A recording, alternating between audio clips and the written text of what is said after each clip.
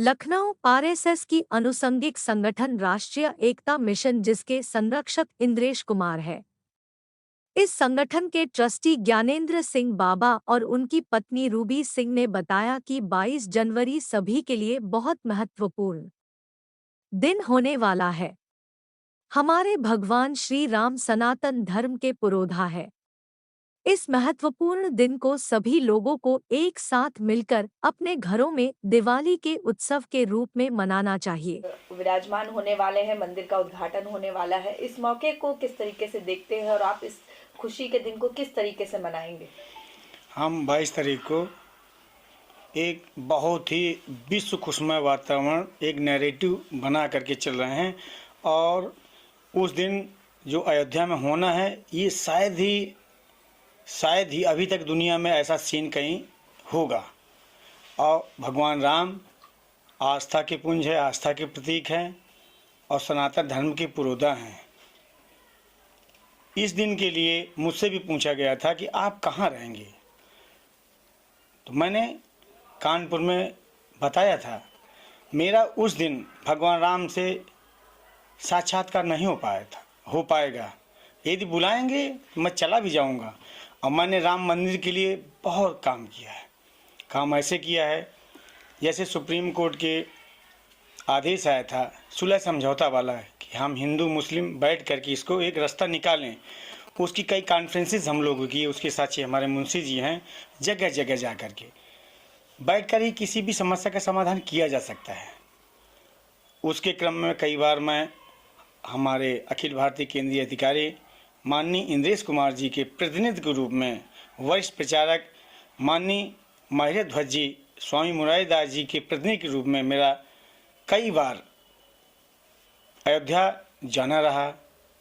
उस क्रम में वहाँ के जो उस ज़माने की जब घटना हुई थी, जो सीधे प्रधानमंत्री से बात करते थे, मुख्यमंत्री से के नीचे बात नहीं करते थे, हम लोगों ने उनसे कॉन्फ्रेंस की, सीधे सीधे कहा कि क्यों ना सुलह समझौता कर लिया जाए। हमें सुप्रीम कोर्ट ने एक मौका दिया है। तो उनमें से कुछ नवयुवक थे, उनके सवाल थे कि इतने लोग मारे गए, इतने लोग हुए। तो हमने कहने का प्रयास किया, कहा भी कि वो एक दुर्घटना थी, उसको भूल जाना ज़्यादा श्रेयस्कर है। आने वाली पीढ़ी के लिए आदर्श बनी वो ज़्यादा बेहतर है। उसी क्रम में शिलादान कार्यक्रम, सारी चीज़ें। फिर मेरे माइंडसेट में एक आया, क्यों ना जो हाशिम अंसारी का लड़का था, ये वो था, मुद्दाई से ही क्यों ना बात कर ली जाए। जो कोर्ट में मुद्दाई नहीं था, मैं गया, मेरे साथ मुंशी जी भी थे और मुस्लिम टीम थी, ज़बरदस्त वक्ता थे, प्रोफेसर थे। मैं गया, मैंने उनके घर में उनकी मैडम से उनके चूल्हे में जाके बात की कि आप क्यों दुनिया के बहकावों में लगे हैं, क्यों ना इसमें बात की जाए, क्यों फालतूगिरी में। हमारा विषय था भगवान राम सबके हैं, भगवान राम कण कण में हैं और राममय वातावरण के लिए, जनमानस का विषय बनाने के लिए ही हम लोगों ने सबकी स्वीकृति लेके राम के लिए आगे बढ़े। अब भगवान राम का मंदिर के लिए आदेश भी हुआ, जनभावना के विषय है वो भी तैयार हो गए। आज देखिए क्या उनका कहीं विरोधाभासी बयान आता है, वो भी राममय हुए कि नहीं हुए हैं।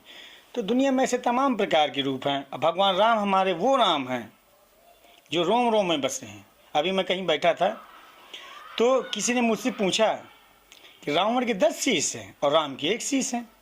तो मैंने कहा हाँ, उसके आगे एक कड़ी और है। आज के मानो कि 1000 नहीं, लाख शीश है, करोड़ों शीश है। उन्होंने कहा कैसे?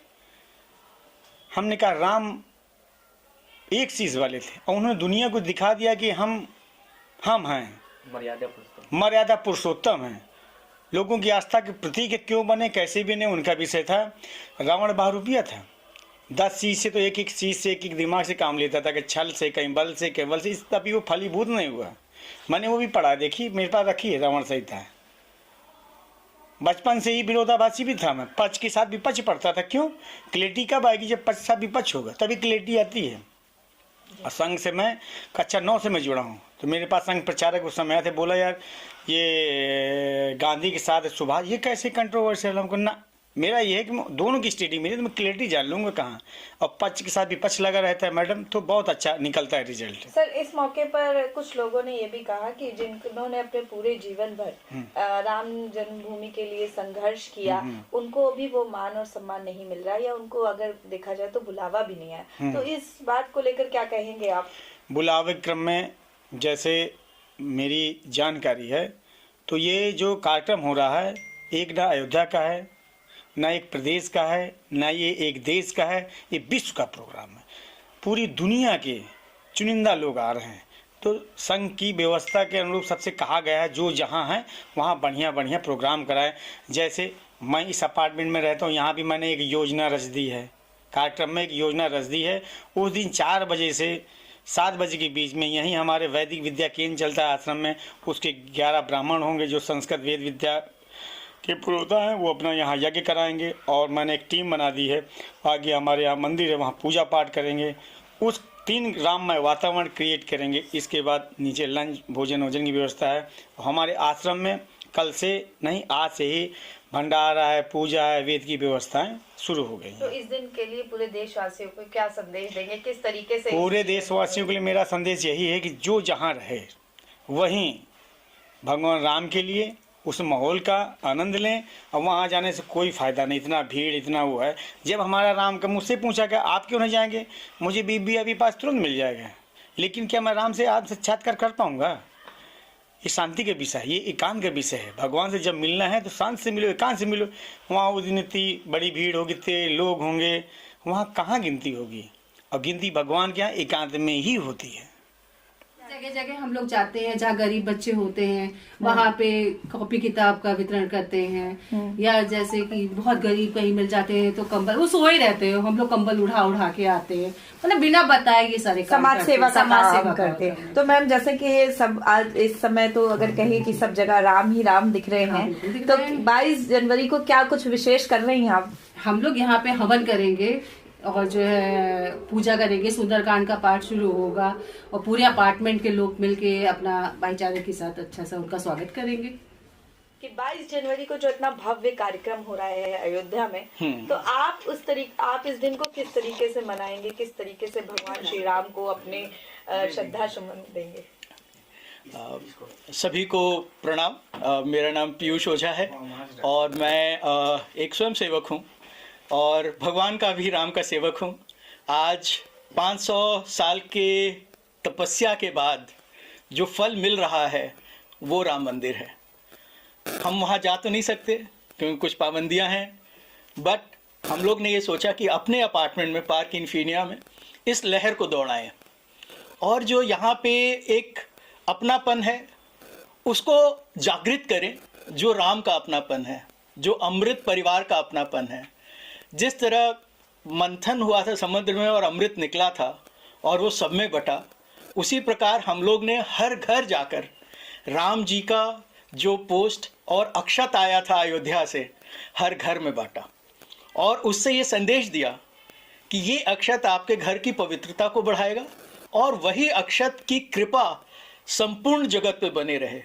और वो माध्यम चाहे छोटा सा किसान हो, चाहे वो कोई भी हो, उस शक्ति से, अन्न की शक्ति से सब कोई फलीभूत हों और आगे बढ़ें।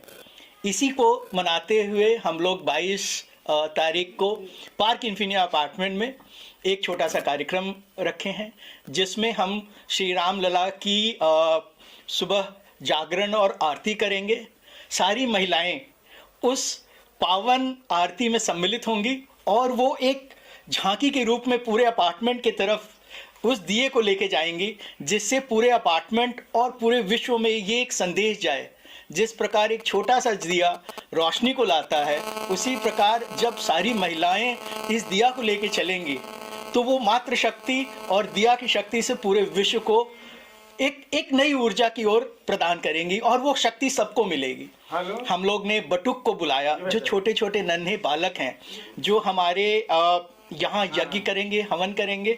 11 छोटे बटुक आएंगे, उनकी उम्र 5 साल 10 साल से लेकर 14 साल के उसमें रहेंगी।